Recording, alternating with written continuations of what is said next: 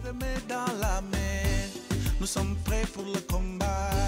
Together main dans la main, nous sommes prêts pour le combat. Wow, ma planète, ma vie. Les légumineuses qui sont connues très riches en tout cas pour beaucoup de nutriments sont en tout cas une bonne porte aussi pour assurer la sécurité alimentaire.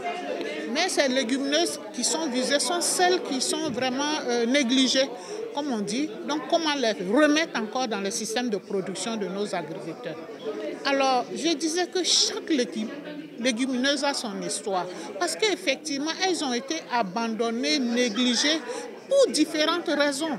Il y a des raisons de production difficiles, de travail difficile, il y a des raisons de transformation difficiles, il y a des raisons peut-être de conservation, il y a des raisons de goût, etc. Et puis vous savez que notre régime alimentaire même a changé aussi. Donc on a abandonné peut-être certains aliments qui étaient très nutritifs pour aller prendre des aliments venus de l'extérieur.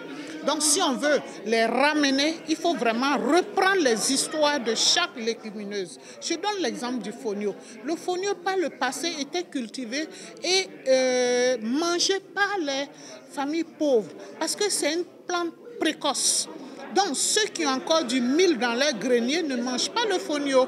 Mais ceux qui n'ont plus rien, les greniers vides, c'est eux qui vont commencer à récolter le fonio et à manger. Et on l'appelait l'aliment des pauvres.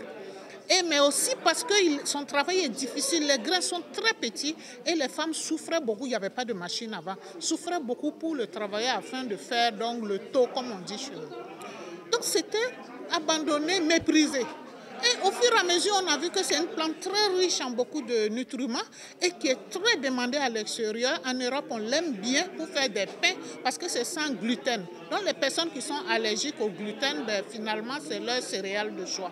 Et du coup, petit à petit, en ville, c'est les familles riches qui ont commencé à manger du fonio. Le fonio est devenu un plat de fête. Donc, vous voyez, si on sort l'histoire de fonio, on va comprendre que c'est au niveau de la transformation qu'il y a un problème. C'est au niveau pas de la conservation, mais du coup qu'il faut voir comment faire les productions et peut-être aussi question des semences traditionnelles à améliorer éventuellement. Avant de dire il faut un retour.